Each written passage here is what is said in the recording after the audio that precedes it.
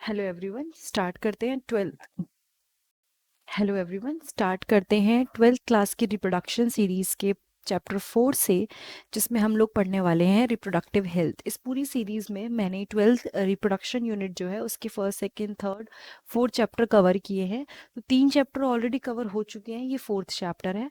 और इसके अलावा आप डायरेक्टली जाके ट्वेल्थ बायोलॉजी प्लेलिस्ट में भी देख सकते हैं। You have learned about human reproductive system and its function in chapter 3rd।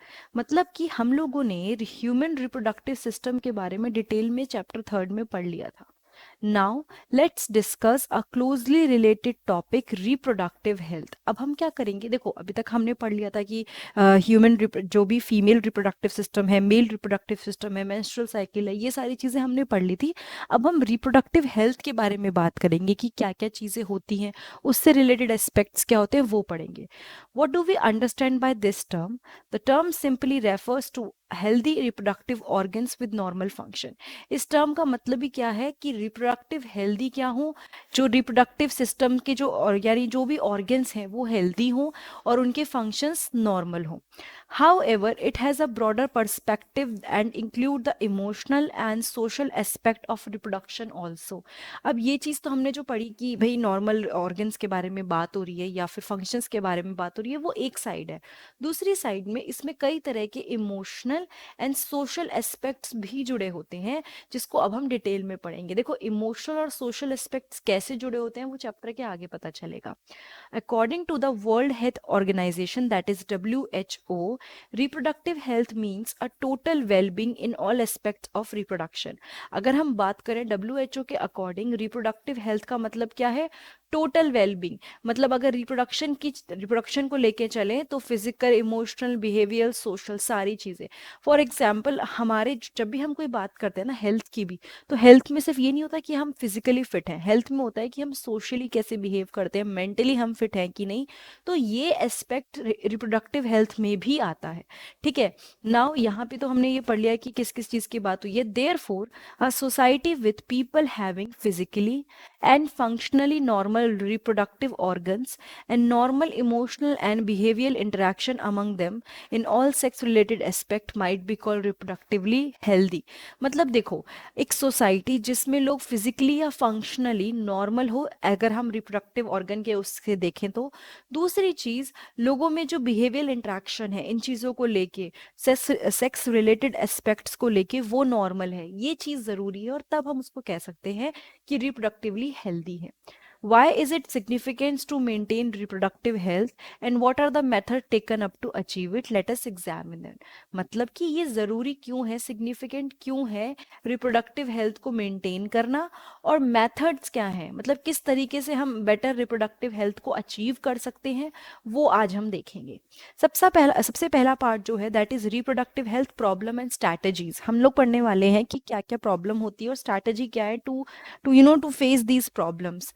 India was among the first country in the world to initiate action plan and programs at a national level to attain total reproductive health as a social goal। मतलब कि India उन first countries में से था जिसने क्या किया, बहुत सारे एक्शन प्लान। एक्शन प्लान क्या होता है, कई बार हमें पता है कि कोई चीज़ ज़रूरी है, जैसे कि गंगा को साफ करना ज़रूरी है तो गंगा एक्शन प्लान है। उसी तरह से ये जैसे कई सारे प्रोग्राम रन हुए नेशनल लेवल पे, इंटरनेशनल नहीं और कंट्रीज इन्वॉल्व नहीं हुई, बट ऑल नेशन मतलब the whole nation was involve. ऐसे हमने प्रोग्राम स्टार्ट किए ताकि हमारी जो रिप्रोडक्टिव हेल्थ है वो एक सोशल गोल की तरह, जैसे हम नॉर्मली बोलते हैं ना पुअर्टी हटाना, ये करना, उसी तरह ये भी एक गोल मतलब अच्छे तरीके से फॉलो हो। These program called family planning were initiated in 1951।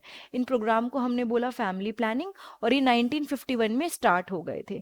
And were periodically assessed over the past decades। उसके बाद इनके ऊपर खूब काम हुआ, इनको देखा गया सही हो रहे नहीं हो रहे, ये सारी चीज़ें देखी गई। Improved programs covering wider, just a minute, wider reproduction related areas are currently in operation under the popular name Reproductive and Child Health Care Program, RCHP। As reproductive and child health care programme के under कई सारे reproduction related areas उनके ऊपर work हो रहा है और वो हमारे ध्यान में है, उनको मतलब देखा जा रहा है, कंसिडर किया जा रहा है। अब देखो क्या है, creating awareness among people about various reproduction related aspects and providing facilities and support for building up a reproductive healthy society are the major task under these program। मतलब कि लोगों में अवेयरनेस क्रिएट करना किसको लेके, रिप्रोडक्शन रिलेटेड एस्पेक्ट्स को लेके, और दूसरी चीज़ है फैसिलिटीज़ प्रोवाइड करना उनको, ठीक है, और जो भी चीज़ें उनको चाहिए एक हेल्दी सोसाइटी बनाने के लिए वो सपोर्ट उनको देना वो ज़रूरी है, और यही वो मेजर टास्क हैं जो इन प्रोग्राम के अंडर आती हैं। With the help of audiovisual and then print media, governmental and non-governmental agencies have taken various steps to create awareness among the people about reproduction related aspects। इसको समझते हैं। Audio visual जिसमें sound के through कई बार क्या होता है, आप लोग बैठे हो आपको आवाज़ सुनाई देता होगा सोसाइटी में, कई बार वैसे वैन चल रही होती है जिसमें साउंड सिस्टम लगा होता है, वो मैसेज दे रहे होते हैं कि 2 बच्चे, इस तरह से मतलब वो कई चीज़ों को लेके, इनफैक्ट कोरोना के टाइम पे अब जैसे चल रहा है तो उन्होंने इस चीज़ के ऊपर बहुत सारे मैसेज स्प्रेड कर रखे हैं।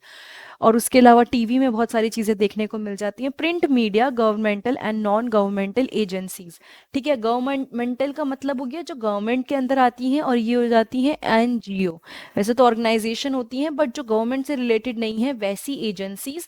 और प्रिंट मीडिया मतलब छपने की फॉर्म में, छपी हुई फॉर्म में ऐसी बहुत सारी एजेंसीज हैं जिन्होंने स्टेप्स लिए हैं ताकि अवेयरनेस क्रिएट हो सके लोगों में, किसको लेके, रिप्रोडक्शन रिलेटेड एस्पेक्ट्स को लेके, ठीक है। Parents, other close relative, teacher and friends also have a major role in the dissemination of the above information। यानी कि पेरेंट्स का, दूसरे क्लोज रिलेटिव्स का, टीचर्स का, फ्रेंड्स का, इन सब का मेजर रोल है किसमें, dissemination of the above information, पूरा स्प्रेड करना, उसको समझाना, इस चीज़ को सही तरह से लिया जाए, इस सब चीज़ों में टीचर्स का, फ्रेंड्स का, इनका रोल है। अब मैं आपको अगर ये चीज़ बता रही हूँ, समझा रही हूँ, तो इसमें थोड़ा सा रोल मेरा है, आपके स्कूल के टीचर्स आपको बता रहे हैं उनका थोड़ा सा रोल है, कहीं से आप सुन के अच्छी चीज़ समझ रहे हो, मतलब जो चीज़ आपको पता होनी चाहिए इस एज पे, तो वो भी उनका भी एक अपने आप में एक रोल है, ठीक है। Introduction of sex education in school should also be encourage to provide right information to the young so as to discourage children from believing in myths and having misconception about sex related aspects। देखो सबसे ज़रूरी चीज़ क्या है, sex education को school में दिया जाए। Reason being कि कई बार क्या होता है, जो छोटे बच्चे होते हैं या फिर आपकी एज के बच्चे हैं, उन्हें बहुत सारी इन्फॉर्मेशन नहीं होती, और जब बहुत सारी इन्फॉर्मेशन नहीं होती है तो वो जो भी उनको कोई कहता है कुछ भी, वो उस पर बिलीव कर लेते हैं। They start believing in myths and having misconception, मतलब चीज़ों को लेके गलत धारणाएं वो अपने दिमाग में बना लेते हैं, ऐसा करने से ऐसा होगा, और वो गलत है तो ये नहीं करना, ये अच्छा है तो ये करना है, वो चीज़ें गलत है। अगर आपको ये चीज़ें पता होंगी, या जो स्कूल में बच्चे, छोटे उम्र के बच्चे पढ़ रहे हैं, उनको ये चीज़ें पता होंगी कि सही क्या है गलत क्या है, तो कोई भी चीज़ों पे वो एकदम से भरोसा नहीं करेंगे, ठीक है। Proper information about reproductive organs, हमें प्रॉपर इंफॉर्मेशन होनी चाहिए about all the reproductive organs. Adolescence के बारे में, रिलेटेड चेंजेस जो एडोलेसेंस की एज में होते हैं, safe and hygienic sexual practices, मतलब कि सेफ प्रैक्टिसेस और हाइजीनिक सेक्सुअल प्रैक्टिसेस ये पता होनी चाहिए। एसटीडी, सेक्सुअली ट्रांसमिटेड डिजीजेस के बारे में पता होना चाहिए कि कौन सी डिजीज हैं जो सेक्सुअल कॉन्टैक्ट से फैलती हैं। AIDS would help people, especially those in the adolescent age group, to lead a reproductively healthy life। क्योंकि जैसे बच्चे बड़े हो रहे होते हैं तो उनको क्या होता है, हर चीज़ को लेके क्यूरियोसिटी जगती है कि ये क्या है, ये क्यों है। अब वो समझने के लिए सबसे ज़रूरी चीज़ क्या है कि हम समझें कि जो भी बच्चे हैं या कोई भी है, इनका क्या है, सबसे पहली बात है इनको नॉलेज होनी चाहिए। नॉलेज से क्या होगा, कोई आपको मिसगाइड नहीं करेगा। Educating people, specially fertile couple and those in marriageable age group, about available birth control option, care of pregnant mother, post natal care of the mother and child, importance of breastfeeding, equal opportunities for the male and the female child, etc। पहले इसको समझते हैं। बच्चों को, बड़ों को educate करना, education देना किसके बारे में, स्पेशली फर्टाइल कपल, जो मतलब उस एज में है जो रिप्रोडक्शन करके बेबी प्रोड्यूस करेंगे या करने का प्लान है, या फिर जिनकी शादी होने वाली है या शादी की एज ग्रुप में है, उसके बाद उनको क्या क्या पता होना चाहिए, कई सारे बर्थ कंट्रोल ऑप्शंस कि किस तरह से वो ध्यान रखें कि जब वो नहीं चाहते तब प्रेगनेंसी ना हो। बच्चे जो प्रेग्नेंट मदर है उनकी केयर के बारे में, जो बच्चे पैदा हो गए हैं अगर, तो मदर का और बच्चे का कैसे ध्यान रखा जाए, ब्रेस्ट फीडिंग क्यों इम्पोर्टेंट है, इक्वल अपॉर्चुनिटीज, जो मेल और फीमेल चाइल्ड हैं वो इक्वल क्यों हैं, दोनों को इक्वल अपॉर्चुनिटी मिलनी चाहिए। ऐसा नहीं होना चाहिए कि फीमेल चाइल्ड को ख़त्म किया जाए और मेल को रखा जाए, जो कि देश में होता है हमारे, तो वो चीज़ हटे। और दूसरी चीज़ सोशल कॉन्शियस, अब मतलब कि एक फैमिली ऑफ डिज़ायर्ड साइज, ऐसा ना हो कि जितना नहीं ज़रूरत है उससे ज़्यादा बच्चे हैं, इन द सेंस कि बच्चे अगर चाहिए तो ऐसा ना हो ना कि 9-10 बच्चे इकट्ठे कर दिए, क्योंकि उनको पालना, उनका ध्यान रखना, ये सब चीज़ें कंसिडर करके प्लानिंग करनी चाहिए। दूसरी चीज़, awareness of problem due to uncontrol population growth, मतलब प्रॉब्लम के बारे में पता होना किसकी वजह से, अनकंट्रोल पॉपुलेशन ग्रोथ, जितनी ज़्यादा पॉपुलेशन बढ़ेगी उतनी ज़्यादा प्रॉब्लम बढ़ेगी, उतनी ज़्यादा जॉब अपॉर्चुनिटीज़ कम होंगी, उतना रिसोर्सेज पे असर पड़ेगा, तो ये चीज़ें सबको समझनी होंगी। Social Avik like sex abuse, कोई गलत तरह से आपको परेशान कर रहा है या कोई ऐसा है जो आपको लग रहा है कि मुझे ठीक नहीं लग रहा है, तो उन सब चीज़ों के लिए, या सेक्स रिलेटेड क्राइम, इन सब चीज़ों के लिए नॉलेज होना बहुत ज़रूरी है। Need to be created to enable people to think and take up necessary step, ताकि लोग सोच पाएँ और ज़रूरी स्टेप्स ले पाएँ, ताकि क्या हो, वो एक सोशली रिस्पॉन्सिबल और एक हेल्दी सोसाइटी को बिल्ड कर पाएँ। ठीक है, ये सब चीज़ें ज़रूरी हैं। Now, successful implementation of various action plan to attain reproductive health requires strong infrastructural facilities, professional expertise and material support. अब इस लाइफ को समझाती हूँ। अगर हम कोई भी एक्शन प्लान करना चाहते हैं कि ये चीज़ सक्सेसफुल हो हमारे देश में इस जगह पे, सबसे पहली चीज़ है कि एक अच्छा सा इंफ्रास्ट्रक्चर हो। फॉर एग्जांपल, आप कहते हो कि हमें मदर और बच्चे का ध्यान रखने के लिए एक सेंटर खोलना है, तो आप ऐसी रोड पे तो नहीं करोगे ना ये काम, आपको एक प्रॉपर इंफ्रास्ट्रक्चर फैसिलिटी वाला वो चाहिए कि जहाँ पे ये सारी चीज़ें हों।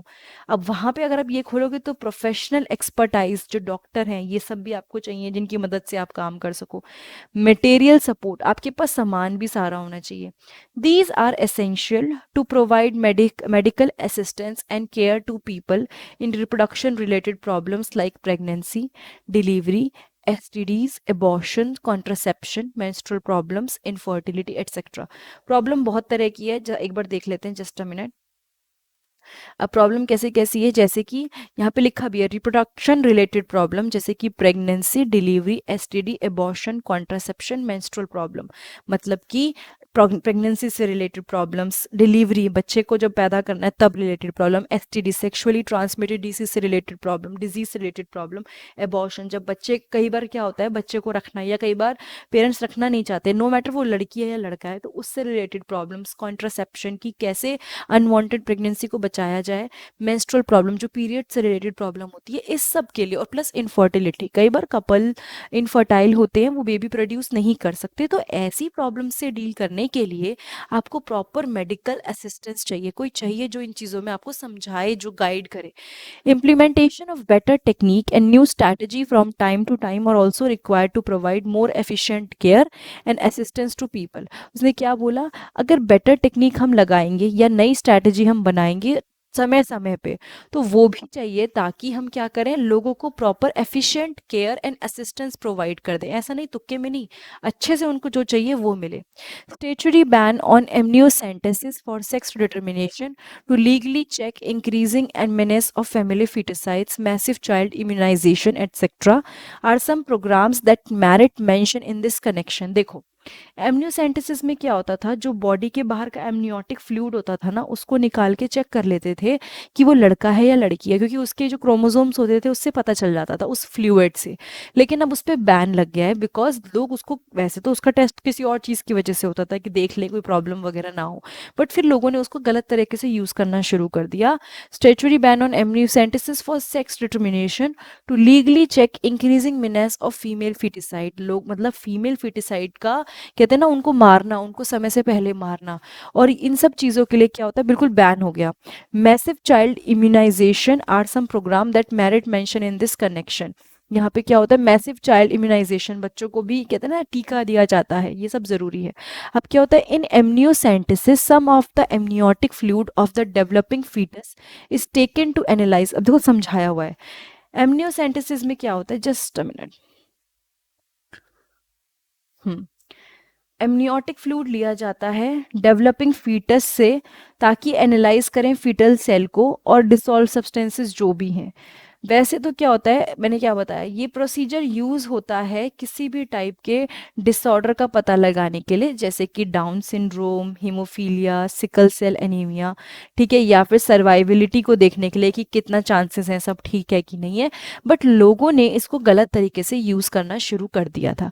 Research on various reproduction related areas are encourage, मतलब कि उन चीज़ों पे जो रिप्रोडक्शन रिलेटेड एरियाज है उन पे काफ़ी अच्छा काम हो और लोगों एनकरेज किया जाए, और government and non governmental agencies उनको सपोर्ट करें to find out new method और to improve above the existing one, ताकि जो प्रॉब्लम है उनके लिए नए मेथड्स आए, और जिनके सॉल्यूशन ऑलरेडी हैं पर अच्छे तरीके से नहीं है उनको नए मतलब सॉल्यूशन हम और इम्प्रूव करें। ये सब ज़रूरी है।